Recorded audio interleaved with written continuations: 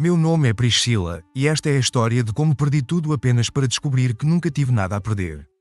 Cresci em uma pequena metrópole, onde os sonhos pareciam tão distantes quanto as estrelas que pontilhavam o céu noturno. Minha infância foi marcada por momentos de alegria efêmera, intercalados com longos períodos de tristeza e incerteza. Lembro-me vividamente do dia em que meu pai nos abandonou. Eu tinha apenas 7 anos, e o som da porta batendo ainda ecoa em minha mente.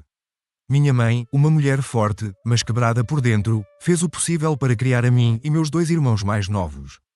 Trabalhava em 2 empregos, chegava em casa exausta, mas sempre encontrava forças para nos dar um sorriso e um abraço antes de dormir. Cresci rápido demais, assumindo responsabilidades que não eram minhas. Aos 12 anos, já cuidava da casa e dos meus irmãos enquanto minha mãe trabalhava. A escola tornou-se um refúgio, um lugar onde eu podia ser apenas uma criança por algumas horas. Foi lá que descobri minha paixão por números e cálculos, um talento que mais tarde me levaria a seguir carreira na área financeira. Minha adolescência foi um turbilhão de emoções contraditórias. Por um lado, havia o desejo ardente de escapar daquela vida de limitações, de voar para longe e construir algo melhor. Por outro, o peso da responsabilidade e o medo de decepcionar minha família me mantinham presa ao chão. Foram anos de luta interna, de noites insones estudando para as provas enquanto lutava contra as de ansiedade que me consumia. Aos 18 anos, consegui uma bolsa de estudos para cursar ciências contábeis na capital. Foi a primeira vez que vi minha mãe chorar de alegria. Parti com o coração dividido entre a esperança e o medo, carregando comigo as economias de uma vida inteira guardadas em um envelope gasto. A vida na cidade grande era um desafio constante. Dividia um apartamento minúsculo com outras 3 estudantes, trabalhava meio período em uma lanchonete e estudava nas horas vagas. O cansaço era meu companheiro constante, mas a determinação de vencer era ainda maior. Foi nessa época que conheci Rogério. Ele era tudo o que eu não era. Confiante, extrovertido, vindo de uma família abastada. Nos conhecemos em uma festa da faculdade para a qual fui arrastada por minhas colegas de quarto. Rogério me encantou com seu sorriso fácil e sua conversa inteligente. Pela primeira vez na vida, senti-me especial, desejada. Nosso namoro foi um turbilhão. Rogério me apresentou a um mundo que eu só conhecia através das vitrines das lojas caras ou das páginas das revistas. Jantares em restaurantes finos, fins de semana em resorts de luxo, roupas de grife. Eu me sentia como Cinderela vivendo seu conto de fadas, mas nem tudo eram flores. Logo conheci Betânia, a mãe de Rogério. Desde o primeiro momento, senti seu olhar de desaprovação me avaliando dos pés à cabeça. Suas palavras eram doces como mel, mas seus olhos eram frios como gelo. Que moça! Interessante, ela disse, enfatizando a última palavra de uma forma que me fez sentir menor que uma formiga. Rogério defendia a mãe, dizendo que era apenas o jeito dela, que no fundo ela tinha um bom coração. Eu queria acreditar nele, queria desesperadamente fazer parte daquela família perfeita que ele tanto alardeava. Então, engoli meu orgulho e meus instintos, sorrindo educadamente enquanto Betânia fazia comentários sutilmente maldosos sobre minha aparência, minha educação, minha família. Nos casamos 2 anos depois de nos conhecermos. Foi um casamento de conto de fadas, exatamente como Betânia queria. Eu estava tão deslumbrada com tudo, tão grata por ter sido escolhida por Rogério, que nem percebi que estava perdendo pedaços de mim mesma no processo. Os primeiros anos de casamento foram uma montanha-russa de emoções. Rogério conseguiu um emprego de prestígio em uma multinacional e logo nos mudamos para uma casa enorme em um bairro nobre. Eu terminei minha faculdade e comecei a trabalhar em um escritório de contabilidade. Mas Rogério insistia que eu não precisava me esforçar tanto. Você tem sorte de ter se casado bem, ele dizia, como se meu diploma e minha carreira fossem meros passatempos. Betânia era uma presença constante em nossas vidas. Aparecia sem avisar, criticava a forma como eu arrumava a casa, como me vestia, como falava. Suas visitas sempre me deixavam exausta e insegura. Rogério, por sua vez, parecia cego aos defeitos da mãe. Ela só quer o melhor para nós. Ele repetia, enquanto eu me perguntava se o nós me incluía de verdade. Foi nessa época que comecei a notar mudanças sutis no comportamento de Rogério. Chegadas cada vez mais tardias do trabalho. Mensagens suspeitas no celular. Um distanciamento emocional que crescia a cada dia. Quando eu tentava conversar sobre isso, ele se irritava, acusando-me de ser insegura e controladora. A gota d'água veio em uma tarde de domingo. Betânia havia-nos convidado para um almoço em sua casa. Rogério disse que tinha um compromisso de trabalho e não poderia ir. Relutante, fui sozinha, preparando-me mentalmente para mais uma sessão de críticas veladas. Cheguei mais cedo do que o combinado, pensando em oferecer ajuda na cozinha. Uma tentativa vã de ganhar a aprovação de minha sogra. Foi então que ouvi vozes vindas do escritório. Reconheci imediatamente a voz de Betânia, mas a outra não era do meu sogro. Movida por uma curiosidade que superava meu bom senso, aproximei-me silenciosamente da porta entreaberta. O que vi me deixou paralisada. Betânia, nos braços de um homem que definitivamente não era seu marido. Eles se beijavam apaixonadamente, alheios ao mundo exterior.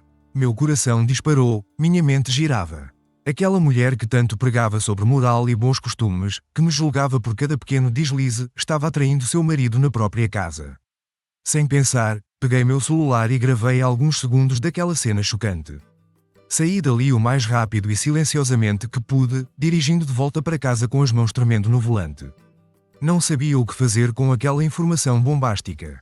Contar para Rogério? Para meu sogro? A ideia de expor Betânia era tentadora, mas o medo das consequências me paralisava.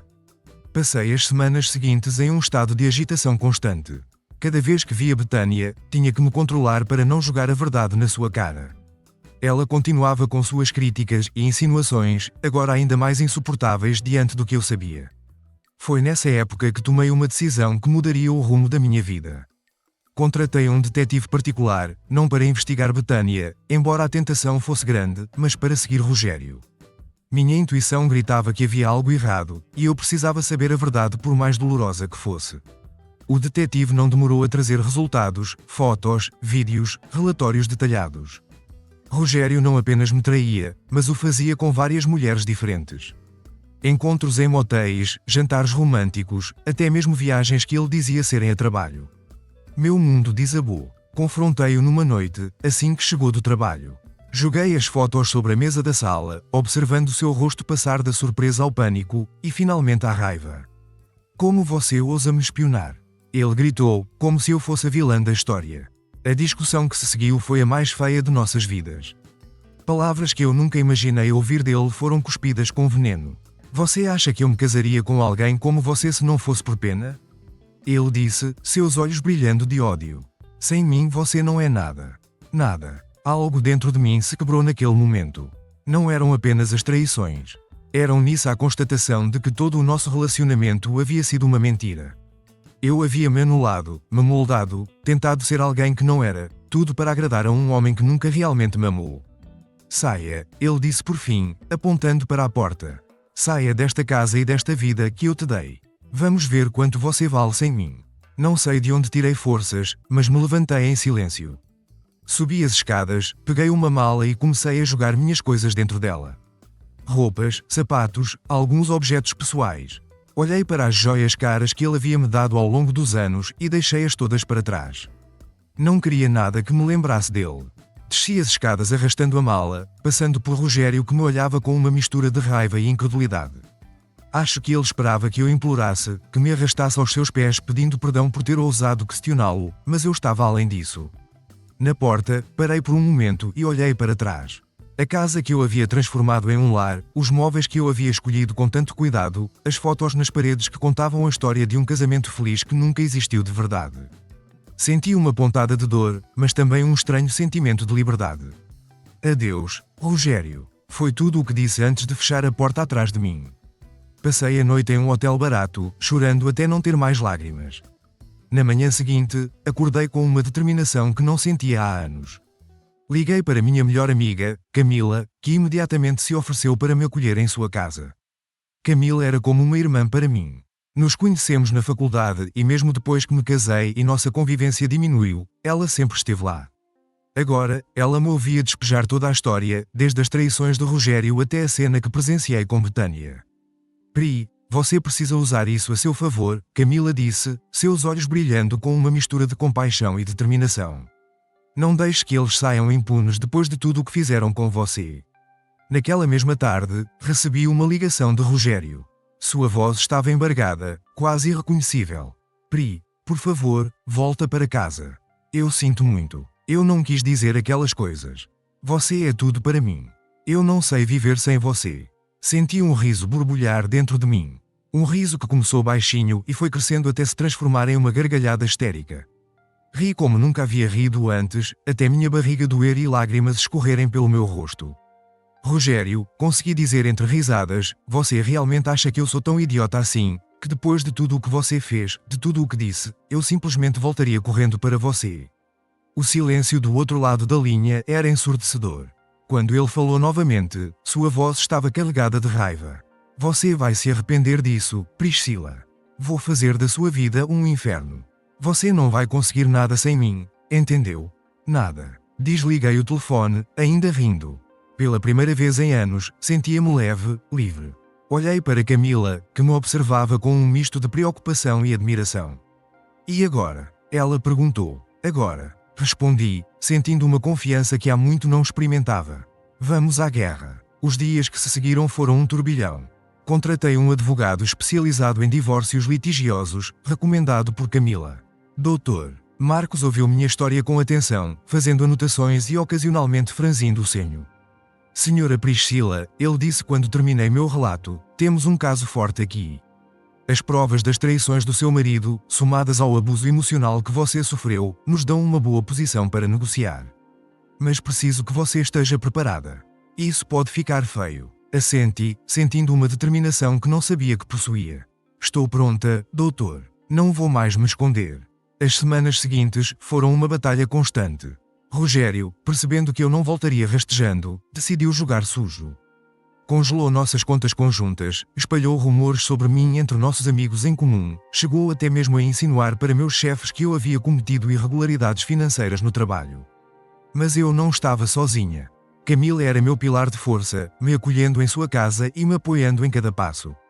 Minha mãe e meus irmãos, ao saberem da situação, se mobilizaram para me ajudar como podiam, mesmo de longe. E Dr. Marcos provou ser não apenas um excelente advogado, mas também um conselheiro valioso. Foi ele quem sugeriu que usássemos a informação sobre Betânia como uma carta na manga.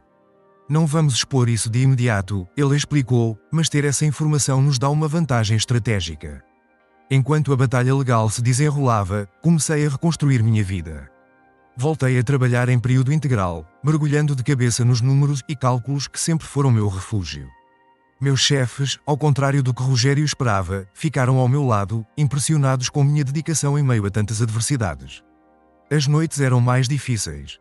Sozinha no quarto de hóspedes de Camila, eu frequentemente me pegava repassando os últimos anos, questionando cada decisão, cada momento em que deveria ter percebido os sinais. O peso da realidade às vezes parecia esmagador, mas eu me recusava a afundar na autopiedade. Comecei a fazer terapia, um processo doloroso, mas necessário. Semana após semana, desenterrava memórias e sentimentos que havia suprimido por tanto tempo. Chorei por aquela menina do interior que sonhava com um príncipe encantado. Chorei pela mulher que se anulou para agradar a outros. E aos poucos, comecei a redescobrir quem eu era de verdade. Enquanto isso, o processo de divórcio se arrastava. Rogério, vendo que não conseguiria me manipular de volta, decidiu lutar com unhas e dentes por cada centavo. Suas táticas eram sujas, ameaças veladas, tentativas de manipulação emocional e até mesmo a fabricação de provas de que eu havia sido uma esposa negligente e infiel. Betânia, é claro, estava ao lado do filho em cada passo. Suas aparições no tribunal eram verdadeiros shows de teatro, com lágrimas de crocodilo e declarações apaixonadas sobre como eu havia destruído sua família perfeita. Era quase cômico ver aquela mulher, que eu sabia ser uma adúltera, pregando sobre moral e valores familiares. Foi durante uma dessas audiências particularmente tensa que decidi usar minha carta na manga. Rogério havia acabado de fazer um discurso inflamado sobre como eu era uma oportunista que se aproveitou da bondade de sua família. Betânia, sentada na primeira fileira, assentia vigorosamente a cada palavra do filho. Inclinei-me para Dr. Marcos e sussurrei. Acho que chegou a hora. Ele me olhou surpreso, mas assentiu. Quando foi sua vez de falar, Dr. Marcos se levantou calmamente. Meritíssimo, ele começou. Gostaria de chamar a atenção da corte para um fato que, até agora, mantivemos em sigilo por respeito à privacidade de todos os envolvidos.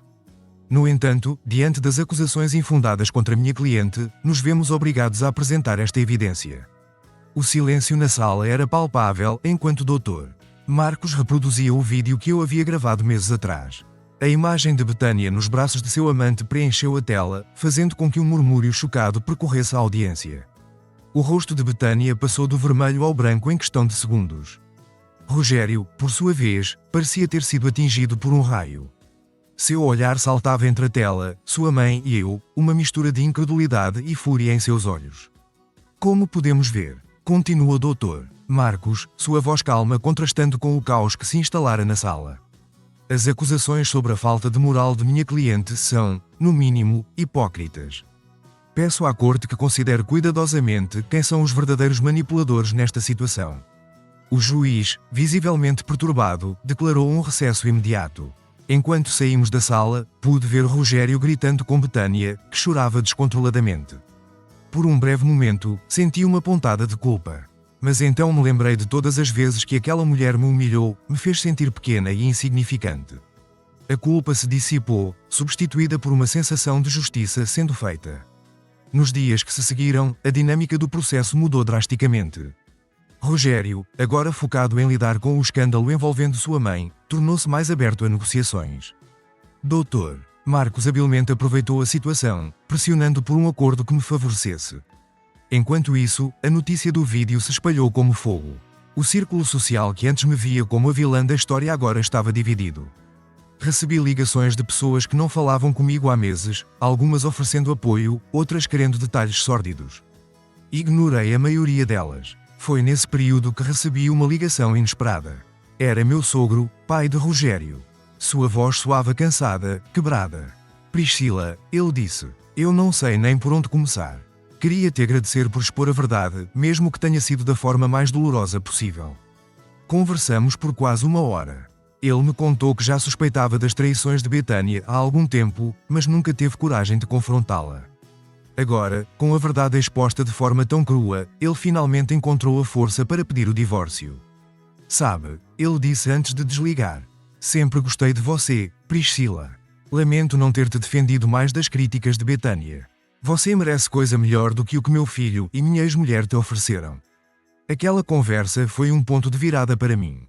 Percebi que, em meio a toda a dor e caos, eu havia inadvertidamente ajudado alguém a se libertar de uma situação tóxica, assim como eu estava fazendo.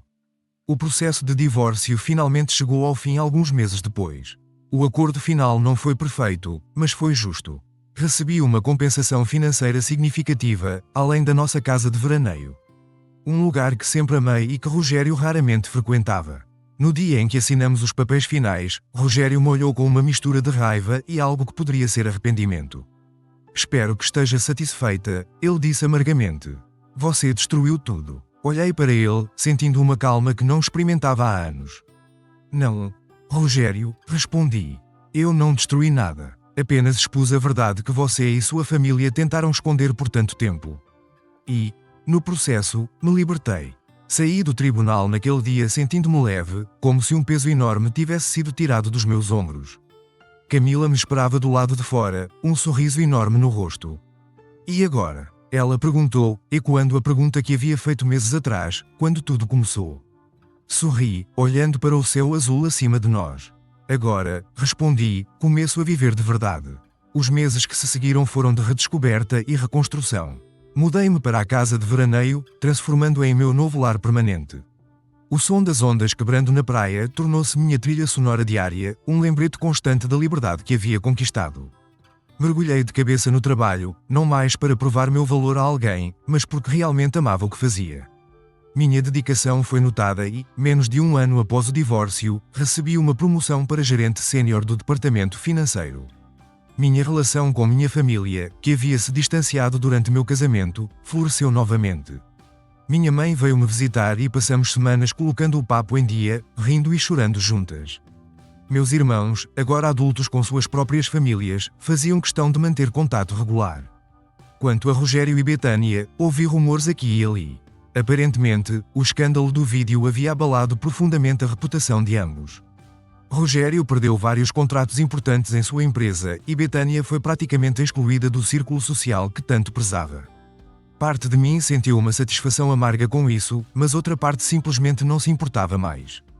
Um dia, cerca de 2 anos após o divórcio, recebi uma notícia triste. Meu ex-sogro havia falecido. Apesar de não termos mantido muito contato após nossa conversa telefónica, senti uma pontada de tristeza. Decidi ir ao funeral, mais por respeito a ele do que qualquer outra coisa. Foi uma experiência surreal. Lá estavam Rogério e Betânia, ambos parecendo muito mais velhos e cansados do que eu me lembrava. Quando me viram, seus olhares eram uma mistura de surpresa e algo que não consegui decifrar. Vergonha, talvez. Aproximei-me do caixão para prestar minhas últimas homenagens. Enquanto estava lá, senti alguém se aproximar. Era Rogério. Obrigado por vir, ele disse, sua voz rouca. Meu pai, ele gostava muito de você. Assenti, sem saber exatamente o que dizer. Por um momento, ficamos ali em silêncio, lado a lado, unidos em respeito ao homem que jazia diante de nós. Priscila, Rogério começou hesitante. Eu sinto muito, por tudo. Olhei para ele, realmente olhei, pela primeira vez em anos. Vi um homem quebrado, carregando o peso de suas próprias escolhas e mentiras. Por um breve instante, senti um lampejo do amor que um dia acreditei sentir por ele. Mas foi apenas isso, um lampejo. Eu te perdoo, Rogério, disse finalmente. Não por você, mas por mim, porque carregar raiva e ressentimento só me prejudicaria. Seus olhos se arregalaram, surpresos. Acho que ele esperava raiva, talvez até uma discussão. Minha calma parecia desconcertá-lo mais do que qualquer outra reação teria feito. Saí do velório pouco depois, sentindo uma estranha mistura de emoções. Tristeza pela morte de meu ex-sogro, certo fechamento por ter finalmente confrontado Rogério sem raiva ou amargura e uma profunda gratidão pela vida que havia construído para mim mesma. Dirigindo de volta para casa, com o sol se pondo no horizonte, refleti sobre a jornada dos últimos anos. Lembrei-me daquela noite fatídica, quando Rogério me expulsou de casa, declarando que sem ele eu não seria nada. Ri sozinha no carro, não com amargura, mas com a alegria de quem finalmente entende uma piada complicada. Porque a verdade é que eu nunca fui nada. Mesmo nos momentos mais sombrios, quando me sentia pequena e insignificante, havia uma força dentro de mim esperando para ser descoberta. Rogério não me deu nada que eu já não tivesse dentro de mim. Ele apenas me fez acreditar por um tempo que eu precisava dele para ser completa. Cheguei em casa quando as primeiras estrelas começavam a pontilhar o céu. Parei na varanda, respirando fundo o ar salgado do mar. Meu telefone vibrou. Era uma mensagem de Camila, perguntando como tinha sido o funeral e se eu queria companhia. Sorri, sentindo uma onda de gratidão por ter pessoas como ela em minha vida. Respondi que estava bem, mas que adoraria se ela viesse para um jantar no fim de semana. Entrei em casa, acendendo as luzes e sentindo o conforto familiar do meu espaço. Na parede da sala, uma frase emoldurada chamou minha atenção. Um presente que dei a mim mesma no primeiro aniversário do meu divórcio. A maior jornada que você fará é a jornada para se encontrar. Olhei para aquelas palavras, sentindo seu peso e sua verdade.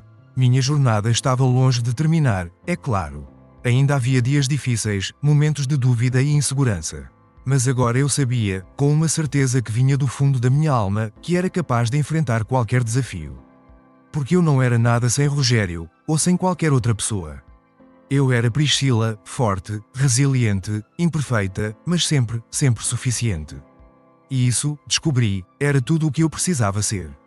Se você gosta de histórias emocionantes, cheias de suspense, drama e reviravoltas inesperadas, então você está no lugar certo. Não se esqueça de se inscrever no canal e ativar o sininho para não perder nenhuma das nossas incríveis histórias. Se inscreva agora e venha fazer parte dessa comunidade que adora uma boa narrativa.